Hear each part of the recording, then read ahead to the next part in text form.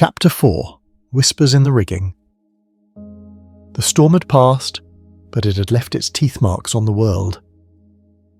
Dawn broke over the Pequod 2 like a grey bruise healing on the skin of the sky.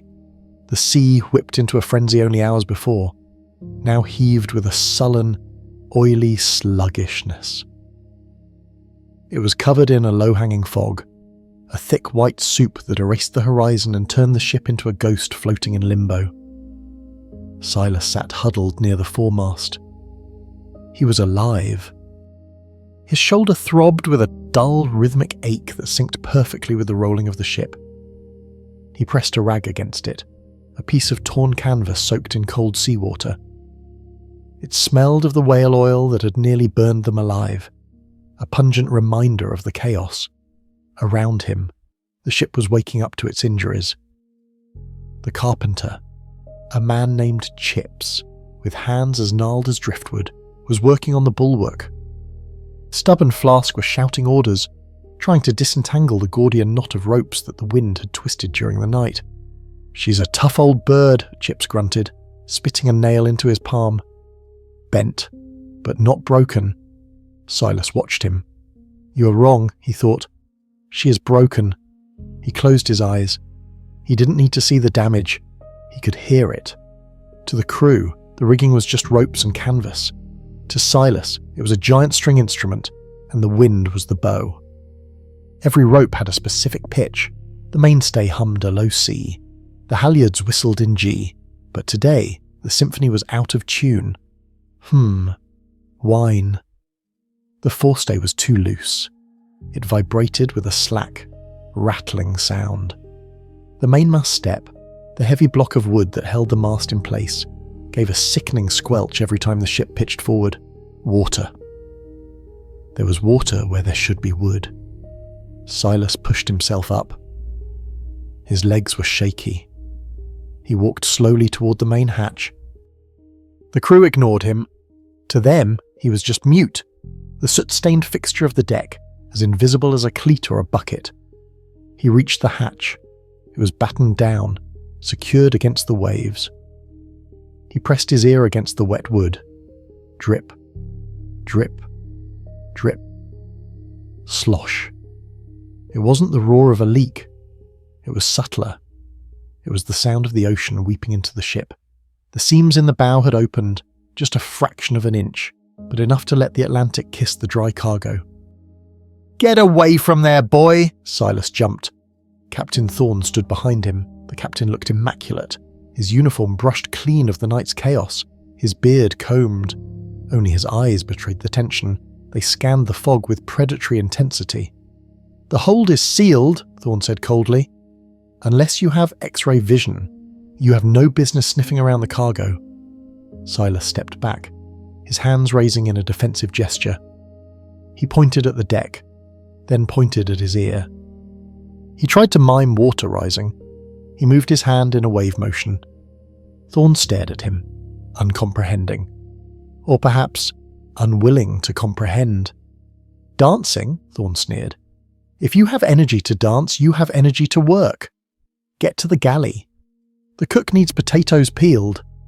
Silas opened his mouth. A silent scream of frustration building in his throat. The keel, the water, listen to me. But the words hit the barrier of his trauma and dissolved. "Go," Thorne barked. Silas turned and ran. He ran not to the galley, but to the bow, near the bowsprit. He needed to get away from the captain's blindness. He leaned over the rail, looking down at the cutwater, the sharp edge of the hull that sliced through the waves. The water here was dark, almost black, and it was quiet. Too quiet. Tink. Tink. Crackle.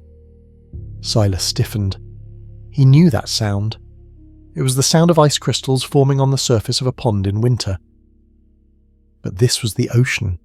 He squinted into the fog. At first he saw nothing, and then emerging from the white mist like phantoms, they appeared, growlers, small chunks of ice, hard and jagged, bobbing in the water. They were the scouts, the infantry before the army, and behind them, hidden in the fog, something massive was waiting. Silas felt a vibration in the rail, a low-frequency hum. It wasn't the ship this time. It was the echo of waves hitting a solid wall miles away. The pack ice, the impenetrable frozen barrier of the north. "Potatoes! Mute!" The cook's voice yanked him back to reality. A heavy hand grabbed his ear, the same ear that had just heard the doom of the ship. "You deaf little rat," the cook growled, dragging Silas toward the galley. "I told the captain you were useless, daydreaming while we starve."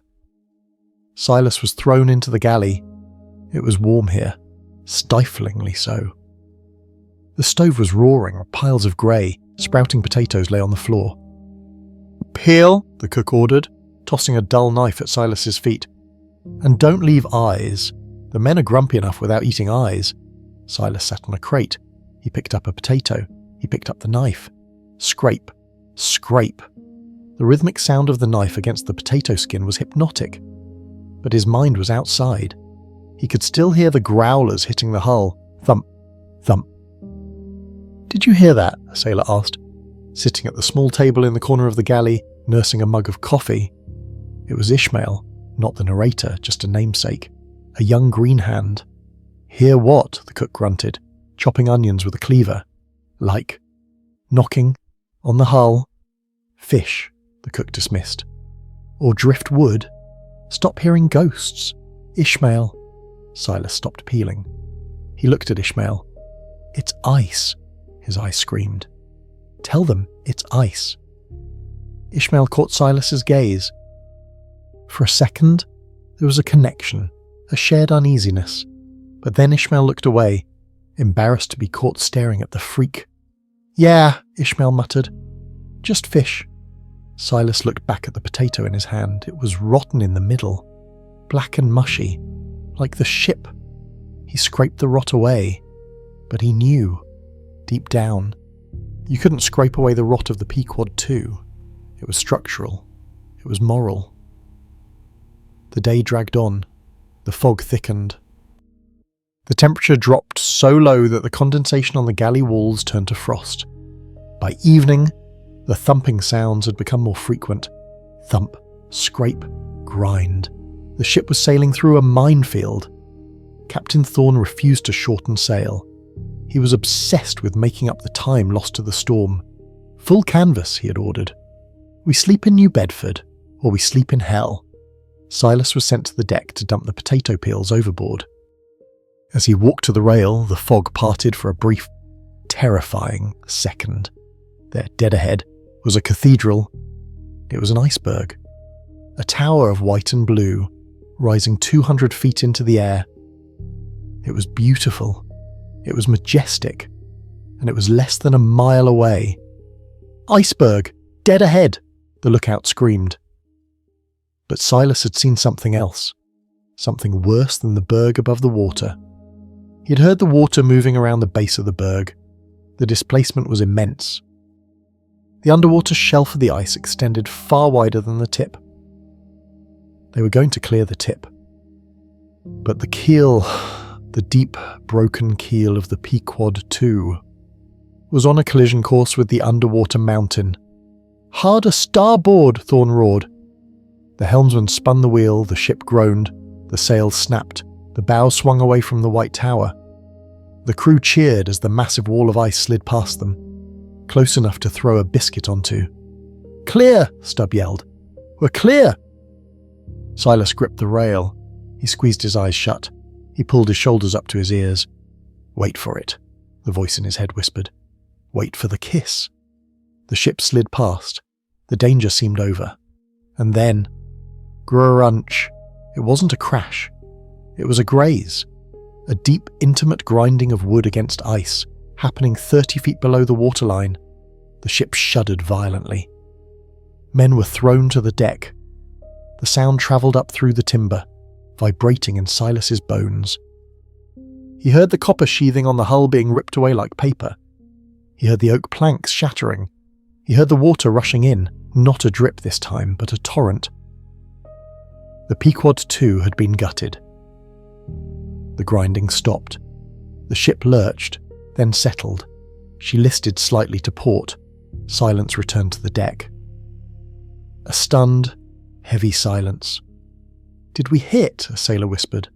Thorne stood on the quarterdeck, his face pale as the ice itself. "Sound the pumps," he whispered. Then he roared. "Sound the pumps! Check the hold! Mr. Garrow and the carpenter rushed to the main hatch. Silas didn't move. He looked down at his feet. He could hear it. Roar. Gurgle. Rush. The belly of the beast was filling with water. The ocean was coming to claim its due. The carpenter emerged from the hatch. His face was grey. "Captain," he stammered. 3 feet of water in the hold, and rising fast. Thorne didn't blink. "Man the pumps," the captain said. "All hands." "We pump until our hearts burst." Silas looked at his hands. The hands of a geographer, now the hands of a slave. He knew the geography of this disaster. The pumps wouldn't save them. The wound was fatal. He looked at the lifeboats. There were 4 boats, 30 men, and 1 mute boy. He began to do the math. The rhythm of the pumps became the heartbeat of the dying ship. Clunk whoosh, clunk whoosh. It was a sound of desperation. 12 men stood at the brakes of the massive wooden pumps, pushing and pulling the long iron handles with the synchronized frenzy of galley slaves. Silas was thrown into the line. He was too short to reach the top of the handle's arc, so he was forced to jump and hang his weight on the downstroke, then scramble up for the next pull. "Heave and down! Heave and down!" Mr. Garrow shouted, beating time with a belaying pin against the capstan. It was brutal, bone-breaking labour. The muscles in Silas's back screamed. His hands, already raw from the ropes, blistered instantly. The blisters popped, and the blood mixed with the sweat and soot on the handle, making it slick. But they pumped. They pumped because the alternative was the freezing black water waiting outside the rail. For an hour, hope fought against physics. The water gushed out of the scuppers in thick, clear streams. It looked like they were winning. The men cheered hoarsely every time a particularly heavy stream vomited onto the deck. "She's holding!" Stubb yelled, sweat steaming off his bald head in the freezing air. "We're beating her!" Silas didn't cheer. He hung on the pump handle, gasping for air, his small body trembling with exhaustion. He closed his eyes and listened. He ignored the noise of the pumps. He sent his hearing down, past the screaming men, past the creaking beams, down into the dark, cold belly of the ship. Gurgle. Ah, swish. Slap.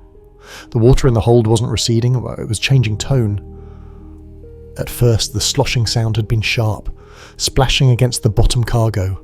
Now, it was deeper, duller, a heavy, muffled thudding against the walls of the hold. The pitch was lowering. That meant the volume was increasing.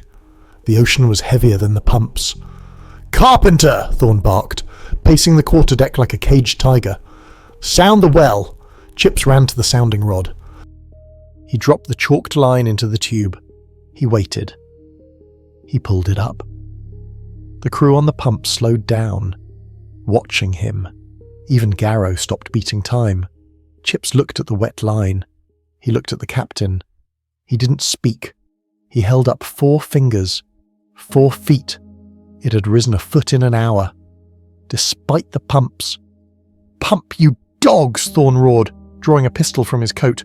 "Pump or I'll shoot the first man who stops!" The rhythm resumed, but the spirit was broken. The clunk whoosh was no longer a heartbeat. It was a death rattle. Silas felt the ship changing under his feet. The Pequod 2 was losing her buoyancy. She felt heavy, sluggish. She rolled into the waves but didn't roll back up with her usual snap. She hung there, wallowing, like a drunkard trying to stand up in a gutter. The bow was dipping lower. The horizon line, usually a steady view from the deck, was tilting permanently forward. Ping! Crack! A sound like a rifle shot echoed from the foredeck. "The bulkheads!" Chip screamed. "The pressure is bursting the bulkheads!" The water, trapped in the forward hold, was pushing against the wooden walls separating the compartments. The ship was being crushed from the inside out. Silas let go of the pump handle. He couldn't help it. His arms were jelly. "Get back on," Garrow yelled, raising his club. But then, the hatch to the forepeak, the storage room at the very front of the ship, burst open. It wasn't water that came out. It was life. Rats. Hundreds of them. A grey, furry carpet of vermin surged up from the bowels of the ship. They poured over the coaming of the hatch, squealing in terror, flowing over the boots of the sailors like a living liquid. They didn't stop. They didn't bite. They just ran.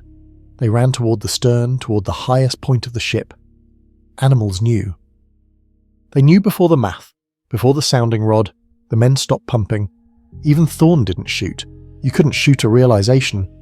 "She's done," Stubb whispered. The axe dropped from his hand. "Silence," Thorn hissed.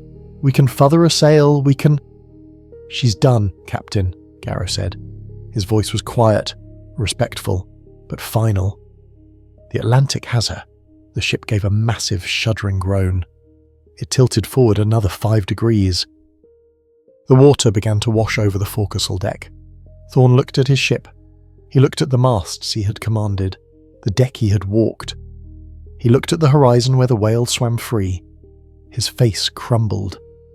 For a brief second, the iron mask fell away, revealing an old, terrified man. Then, the mask returned, harder than before. "Abandon ship," Thorn said. The order was a whisper, but it carried louder than the storm. "Abandon ship! Man the boats!" Chaos exploded. This was not a drill. This was survival. Men scrambled for the davits. Discipline evaporated. It was every man for himself. "Get the water casks. Forget the water. Get the bread. Move, damn you!" Silas was shoved aside. He was small. He was mute. He was invisible. He stood by the rail, watching the madness. He saw the cook punching a young sailor to get a seat in the starboard boat. He saw Stubb hoarding a bag of tobacco instead of food. He looked around. What did he need? He ran to the galley. It was slanted now, like a funhouse room. Pans were sliding across the floor. He grabbed the knife he'd used to peel potatoes. He shoved it into his belt. He saw a heavy wool coat hanging on a peg, the captain's spare storm coat. It was huge, miles too big for him. He grabbed it anyway. He saw a tin of matches near the stove as he snatched it. He ran back to the deck. 2 boats were already in the water. They were full, overfull. Men were hitting each other with oars to keep others from climbing in. "Push off! We'll be sucked down with the suction!" "Wait! There's room for one more!" "No room! Push off!" Silas ran to the 3rd boat, the captain's boat. It was still being lowered. Thorn was in it, sitting in the stern sheets, clutching his logbook and a rifle. Garrow was there. Silas scrambled onto the rail. He looked at Thorn. Thorn looked back. Their eyes met. For a second, Silas thought he saw a flicker of recognition. The boy, the stowaway, the one I spared. Silas raised a hand. He opened his mouth to scream silently. "Please." Thorn raised his rifle. He didn't aim at Silas. He aimed at the davit rope. "Lower away," Thorn ordered. The boat dropped into the water. 10 feet down, Silas was left on the rail. He looked at the 4th boat. It was the smallest one, the dinghy. It was tangled in its ropes. Men were fighting over it. And then the ship lurched violently. The bow went under. A wall of freezing water swept down the deck, knocking the men fighting for the dinghy off their feet. Silas was picked up by the ocean. It was cold. A cold so absolute it felt like burning. It slammed into him, knocking the breath from his lungs. The heavy wool coat he had stolen weighed a ton, dragging him down. He tumbled into the black water. He saw the masts of the Pequod II tilting against the stars. He heard the screams of the ship dying, a sound like 1,000 trees snapping at once. He kicked. He fought. He clawed his way to the surface. His head broke the water. He gasped, sucking in freezing foam. "Help!" a voice screamed nearby. Silas spun around in the water. He saw a shape floating on a piece of ice,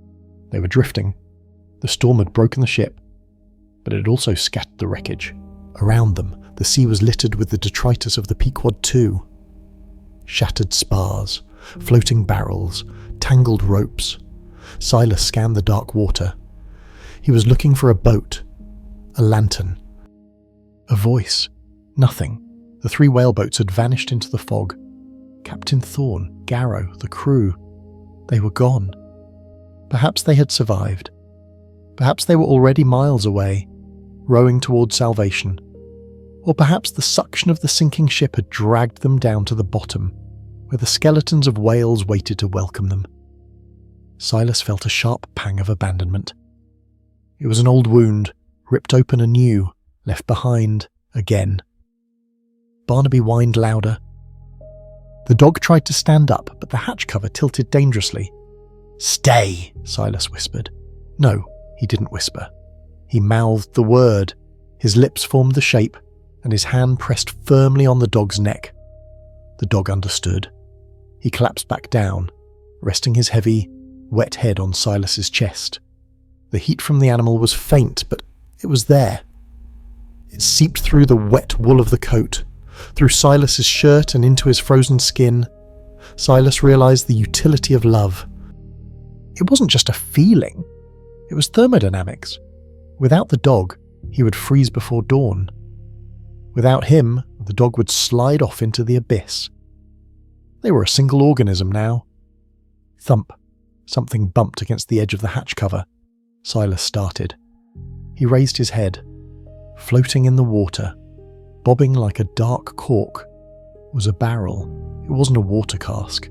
It wasn't flour. It was marked with a white stripe. Spermaceti oil, one of the barrels from the harvest. It must have broken loose from the hold when the ship split. Silas stared at it. Oil. His mind, sharpened by the adrenaline of survival, began to race. Oil was fuel. Oil was calm water. Sailors poured oil on waves to smooth them. But most importantly, oil floated, and a barrel of oil was buoyant. If he could tether it. He looked at his belt. He had the potato knife. He had the rope that served as his belt. It wasn't enough rope. He looked at Barnaby. The dog was wearing a collar, a thick piece of leather fashioned by the previous ship's carpenter. Silas sat up. The cold air knifed through his wet clothes. He unbuckled his rope belt. He reached for Barnaby's collar. The dog growled low in his throat, not out of aggression, but out of fear. "Shh," Silas soothed, stroking the wet fur behind the ears. "Trust me."